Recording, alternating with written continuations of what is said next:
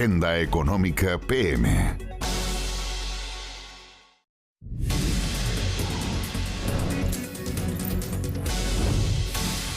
Bienvenidos a la revisión de la última Agenda Económica PM de esta semana acá en CNN Chile. Y tenemos que seguir hablando de la guerra arancelaria. Y ahora sí que es una guerra porque tiene que haber dos que estén enfrentados entre sí, más o menos con las mismas armas, para que se denomine una guerra. ¿Y por qué se los digo? Porque si Estados Unidos aplicó aranceles para todo el mundo desde el miércoles, este viernes China respondió de la misma magnitud.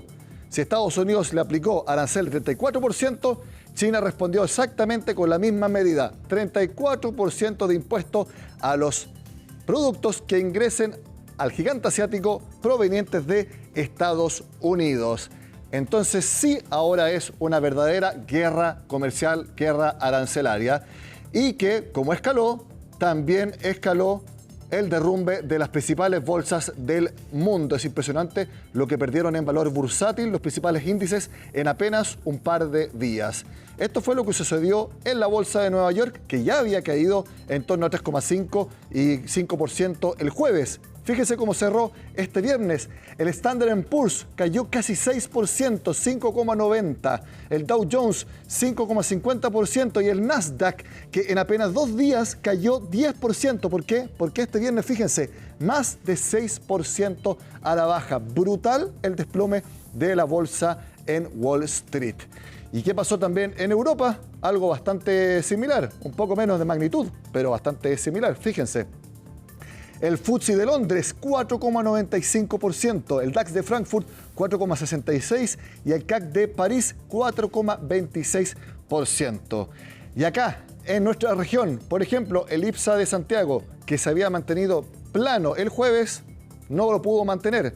Hoy cayó 2,79%, lo mismo del Bovespa de Sao Paulo, que apenas había bajado el jueves, ahora cayó casi 3%. Estamos verdaderamente en un momento de verdadero pánico entre los inversionistas. Y bueno, ya vimos lo que hizo China, respondió con la misma medida a Estados Unidos. ¿Y quién creen que comentó esto? Por supuesto que el presidente de Estados Unidos, Donald Trump, y con su estilo, a través de su red social Truth. Fíjense lo que dijo el presidente Trump, muy también en su lenguaje. China lo jugó muy mal. Ellos entraron en pánico. Hicieron lo único que no tenían la capacidad de enfrentar. Eso es traducido no literal, sino que en el espíritu lo que dijo Donald Trump. ¿Quedó ahí? No. Le mandó un mensaje directo al presidente del Banco Central de Estados Unidos. Este es el momento perfecto para que el presidente de la Fed, Jerome Powell, empiece a rebajar la tasa de interés. Él siempre está tarde, de acuerdo a Donald Trump, pero llegó el momento en que él puede cambiar su imagen y hacerlo rápidamente. Según Trump, los precios de la energía están bajando, también las distintas tasas de interés y la inflación. Y da el ejemplo de los huevos, que han caído 70%. Y además, los empleos están al alza. Y todo eso en apenas 2 meses. Él habla de un gran triunfo para Estados Unidos. América. Recordemos que en Estados Unidos dicen que América es su país. Y lo expresa con mayúsculas. Hay que recortar la tasa de interés. Jerome, se refiere a Jerome Powell, el presidente de la Fed. Y dejar de jugar a la política. Bueno, quien habló precisamente hoy fue el presidente de la Reserva Federal, Jerome Powell. No respondiéndole a Donald Trump, sino que asegurando que la guerra arancelaria que estamos viviendo va a traer mayor inflación y también menor crecimiento. Si bien la incertidumbre sigue siendo elevada, ahora se hace evidente que los aumentos arancelarios serán significativamente mayores de lo previsto. Es probable que ocurra lo mismo con los efectos económicos, que incluirán una mayor inflación y un crecimiento más lento. La magnitud y la duración de estos efectos siguen siendo inciertas. Si bien es muy probable que los aranceles generen al menos un aumento temporal de la inflación, también es posible que los efectos sean más persistentes. Evitar este resultado dependería de mantener las expectativas de inflación a largo plazo bien ancladas, de la magnitud de los efectos y de cuánto tiempo tarden en trasladarse completamente los precios. ¿Se acuerdan que el dólar había bajado bastante frente a todas las monedas del mundo el jueves? Todo lo contrario ocurrió este viernes. El dólar, por ejemplo, acá en Chile subió 31 pesos y ya está en 980. Obviamente, si Estados Unidos puede entrar en recesión, algo que cada vez está ganando más posibilidades de acuerdo a bancos de inversión y otros equipos de estudio, si Estados Unidos entra en recesión, su moneda se deprecia. Por eso el dólar baja. Pero acá lo que vemos es que el dólar subió fuertemente. Puede ser que ya está entrando a ser un activo de refugio por parte de los inversionistas. Pero también, ¿por qué? Fíjense lo que cayó el cobre en sus contratos futuros. 8,9% solamente hoy viernes. ¿Se acuerdan cuando yo les comentaba que el dólar en ese mismo índice estaba en $5.27 la libra hace menos de 2 semanas? Ahora está en $4.40 la libra. Perdió casi 90 centavos en apenas unos días. Todo por lo que está pasando en esta guerra comercial. El dólar en Chile cierra los 980 pesos por dólar en la jornada de hoy, 4 de julio, el cierre de la semana que estuvo marcado por alta volatilidad, tanto en los índices bursátiles y también en nuestro tipo de cambio nacional. Principalmente hay una respuesta entre China y Estados Unidos, en donde China le aplica un arancel de represalia a Estados Unidos y eso obviamente le quita proyecciones de crecimiento a la economía global, en donde el cobre es muy determinante. También en Estados Unidos ya hay una nueva tónica en donde en el futuro tienen pensado o tienen la posibilidad de aplicar aranceles al cobre. Entonces se nos están elevando las proyecciones de inflación, se nos está quitando un poco de atractivo en la negociación internacional del cobre y también hay una menor expectativa de demanda debido a esta desaceleración global por estas restricciones aplicadas por estas políticas de Donald Trump. Como sabemos entonces, mañana sábado empiezan a aplicarse estos aranceles. En el caso de Chile, 10% a todos los envíos, excepto cobre y algunos productos derivados de madera. Es decir, en espíritu se está acabando el Tratado de Libre Comercio que establecía 0% de arancel entre ambos países. La pregunta es, ¿hay algo que realmente pueda hacer Chile para revertir este escenario? Hay que hacer lobby político, hay que hacer presión a través de los gremios tanto de Chile como de Estados Unidos. ¿Hay mecanismos que se puedan activar dentro del Tratado de Libre Comercio? Eso nos cuenta Natalia Muñoz.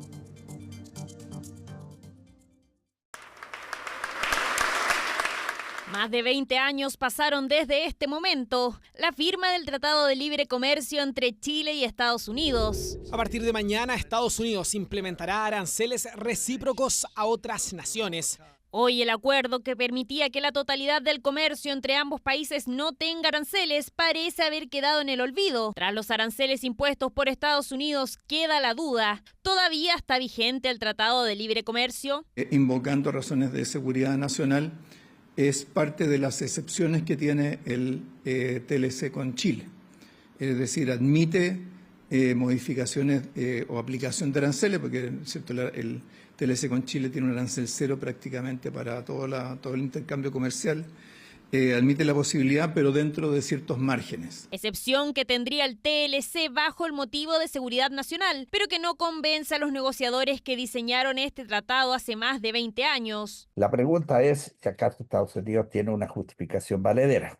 Se me hace difícil pensar, por ejemplo, qué tiene que ver la uva chilena con la seguridad nacional de Estados Unidos. Me parece que es obvio que Estados Unidos no está cumpliendo con sus obligaciones, puesto que ha elevado los aranceles cuando su obligación es no tener aranceles aduaneros. Los acuerdos al estilo de libre comercio son acuerdos internacionales entre estados que se comprometen a respetar esos acuerdos. Obviamente eso no acontece hoy día con quien habita la Casa Blanca. Nuestro tratado está vigente.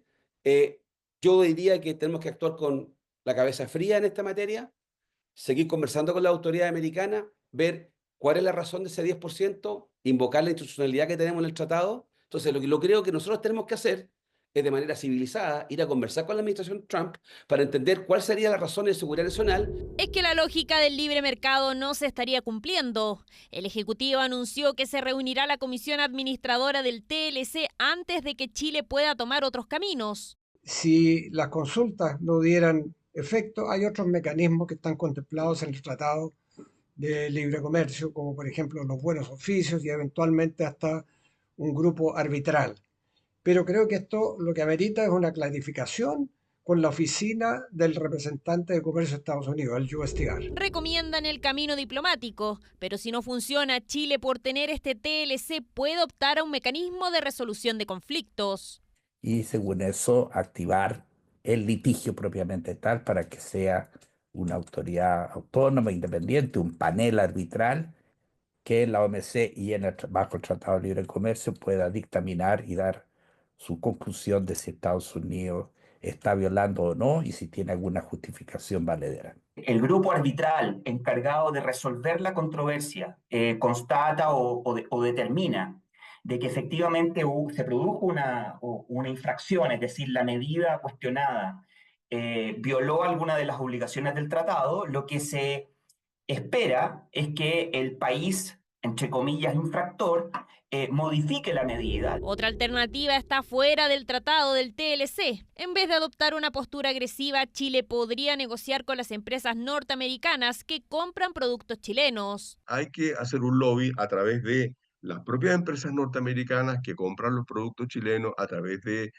organizaciones empresariales como AmCham, como la NAM, que agrupa las empresas manufactureras norteamericanas, y a las cadenas de distribución que también utilizan nuestros productos, para a partir de ahí incidir sobre el USTR o sobre el Departamento de Comercio. El competidor principal de los salmones de Chile en Estados Unidos es Noruega, y a Noruega le está imponiendo un arancel del 15%. Por lo tanto, Chile aparecería comparativamente favorecido. Así que hay que ver con tranquilidad. El Ejecutivo confirmó que ya solicitó una reunión para comprender las razones detrás de los aranceles, donde los productos más afectados son los salmones, uvas y neumáticos. Como evidentemente es el tema más importante por estos días, veamos un compacto con algunas de las entrevistas que hemos hecho acá en CNN Chile sobre esta guerra arancelaria. Así que es un mercado que está ajustando los precios de algo que sabía que venía, pero una magnitud mayor por el momento de lo que inicialmente se esperaba. No hay que necesariamente ver lo que se anuncia ayer como algo escrito en piedra, sino que puede ser muy dinámico y en ese proceso los activos financieros como el dólar y las tasas de interés se irán acomodando en la medida que sepamos en mayor detalle si es que puedan ir ajustándose, esperemos, a la baja y evitar esa recesión que hoy día los indicadores pudiesen estar adelantando. El mundo va a crecer menos, el mundo hoy día está creciendo menos de lo que estaba mostrando hace algunos años atrás, y eso va a significar también entonces este menor poder adquisitivo, como tú señalabas, para nuestros propios productos, y de ese lado entonces el impulso para nuestra economía se va a ver menguado, se va a ver reducido. De ahí entonces como reacción, digamos, uno debería poner hoy día más fuerza en de alguna manera hacerse cargo de los problemas estructurales que tenemos en Chile, porque la demanda interna va a tener que jugar un rol más importante de manera de sostener un crecimiento más elevado, digamos, hacia lo que viene. Estados Unidos para el salmón representa cerca del 16% de las exportaciones chilenas, y para los salmones en nuestro principal mercado, como tú lo señalaste, que es un 40% el año pasado. Estamos evaluando los efectos, pero claramente, si bien es un arancel que es el más bajo que aplicó Estados Unidos, este tipo de medidas genera una distorsión gigantesca en todos los mercados. Hemos construido a lo largo de muchos años una relación comercial confiable, una relación comercial de beneficio mutuo, y el hecho de que no se toquen los aranceles para el caso de Chile es una buena noticia. Dejamos por un momento de hablar de la guerra comercial, pasamos a temas más positivos. Lo vemos al regreso acá en Agenda Económica. Por ejemplo, ¿por qué es conveniente para las pymes de distintos rubros ser formales en vez de lo contrario, que es ser informales? Y por supuesto, viernes vemos autos. Tenemos dos lanzamientos muy interesantes. Al regreso acá en Agenda Económica.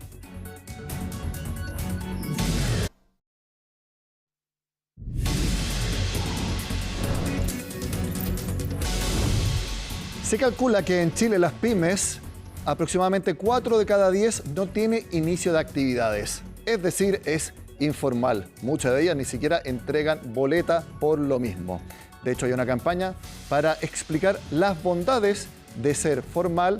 Por ejemplo, aparte de cotizar, es también porque entregan impuestos al Estado para financiar gasto social. Todo eso nos cuenta Natalia Muñoz. La persona que vende informal, tomó, vendió, entregó, no se preocupa de nada. Aquí uno tiene que estar preocupado de arriendo, tiene que estar preocupado del personal, tiene que preocuparse de imposiciones, de pagar IVA. Son parte de los detractores que tienen las pymes para no formalizar. Gedeón lo sabe bien, es dueño de 6 locales en Santiago, pero con casi 30 años emprendiendo, dice que ser formal es mucho más beneficioso. Es bueno formalizarse, es bueno. Yo lo reconozco, yo desde que partí formalizado. Hasta el día de hoy trato de cumplir con todos mis compromisos, trato a que mi gente a mí no me diga, oiga, usted me debe esto. La gente le tiene miedo a la formalización, le tiene miedo a ir, qué sé yo, haciendo inicio de actividades. 4 de cada 10 pymes no tiene inicio de actividades ante el Servicio de Impuestos Internos, según los resultados del Índice Multidimensional de Riesgo en MIPYMES que realizó la Cámara Nacional de Comercio, siendo la informalidad un peligro para las pequeñas empresas. Sin duda, las regulaciones que hoy día existen es una traba gigante, importante, sobre la cual también debemos trabajar. Quienes hoy día están en la informalidad, que entiendan que hay también muchísimos beneficios de transitar hacia la formalización. Hoy día quienes están formalizados generan mucho más empleo que una informal. Las pymes formales ganan en promedio 79% más que las informales. Estas últimas presentan ingresos de más de 581.000 pesos mensuales, mientras que las formales alcanzan más de 2.800.000 pesos, lo que reafirma una mejora significativa de las oportunidades económicas.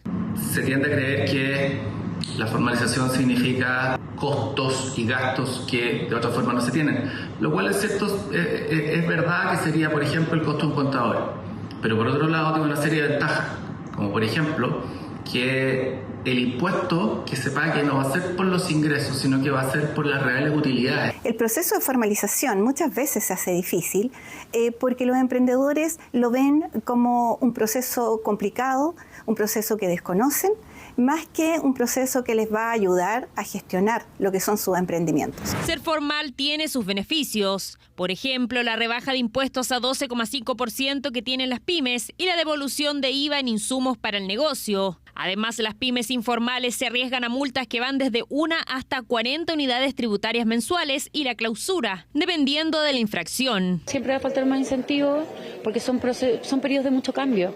Entonces, obviamente, siempre las empresas se van a ver un poco contra la espalda y la pared, y eso en el fondo a veces, lamentablemente, uno tiende a caer en la informalidad y no es la idea. Efectivamente, ser formal es más caro en todo lo que son temas de seguridad social, de impuestos, en todo lo que son las leyes laborales. Para fomentar el proceso, la Cámara Nacional de Comercio lanzó Otra Cosa es con Boleta, iniciativa en que las pymes se pueden inscribir y recibir asesoría gratuita para iniciar actividades formales. Las MIPYMES representan el 96% del motor de la economía chilena y esto también recae más del 60% de la generación de empleo.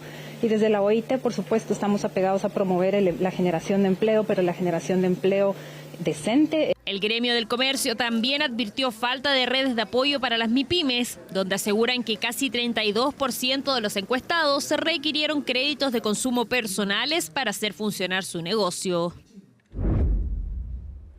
En medio de toda la tensión que nos ha provocado la guerra arancelaria, llegó un momento para relajarnos y disfrutar. Por supuesto que es viendo autos nuevos y lanzamientos. Ahí ven el lanzamiento que Chevrolet hizo de la nueva generación de Traverse SUV de alta gama y que incluso tiene un pasillo entre medio para hacerlo más cómodo. ¿Cuáles son las características? Veamos qué fue lo que dijeron en el fabricante estadounidense. Hoy día estamos acá con el nuevo lanzamiento de Traverse, la tercera generación de Traverse, con un look totalmente diferenciado y tú lo vas a ver después más adelante en imágenes. Tenemos renovado motorización con un motor 2.5 turbo de 322 caballos, la verdad que con una transmisión de 8 velocidades que tiene unas características de especificaciones técnicas muy buenas, con muy buen performance y además economía, que eso es algo importante dentro de los segmentos. Y también tenemos características importantes también que nos llevan a un diseño nuevo, que también se ve reflejado en el interior del producto. Tenemos una disposición de asiento de 2, 2, 3, tenemos 3 correas de asiento y un pasillo al medio, que son muy cómodos, sobre todo para la gente que tiene varios niños. Esta semana también conocimos que las ventas de autos nuevos en Chile repuntaron en marzo, no mucho, 2%, y se vendieron exactamente 24.000 unidades nuevas. El mes de marzo tuvo un crecimiento de 2% en la venta de automóviles nuevos. Fueron 24.000 unidades inscritas, que van en línea con lo proyectado para el sector automotor. Y de hecho es una señal de que ciertos ratios de inversión, de confianza de los consumidores, también están empezando a sentarse en terreno más bien optimista. Hubo crecimiento también en la categoría de camiones, de más de un 14%, y es una tendencia que estamos viendo que viene desde julio del año pasado. También en parte por los mejores índices de inversión, la reactivación de algunos proyectos, y da una señal de que este año puede empezar a verse cierta reactivación en algunas áreas de la economía. Este viernes hubo otra presentación, literalmente en la punta de un cerro en Santiago. Mercedes-Benz presentó su último clase G, todo un ícono del fabricante alemán, que tiene algunas novedades. Por ejemplo, un sistema low range que permite ¿qué cosa? En un terreno off-road, si necesita mucha fuerza, este low range le da mucho más torque, e incluso en un terreno empinado puede estar en 35 grados hacia un lado y no se voltea. Además, en su versión de tope de gama, el AMG G63, con su motor V8 biturbo, tiene 585 caballos de fuerza y alcanza 100 km por hora en apenas 4,3 segundos. Un auto clásico y que tiene también muchos aspectos deportivos y de lujo. Y de hecho, ahí mismo contaban que se pidieron entre 20 y 30 unidades. Ya están todas vendidas. Es parte entonces de los lanzamientos que todos los viernes les mostramos acá en Agenda Económica. Yo les agradezco por habernos acompañado. Les deseo un excelente fin de semana. Nos vemos el lunes.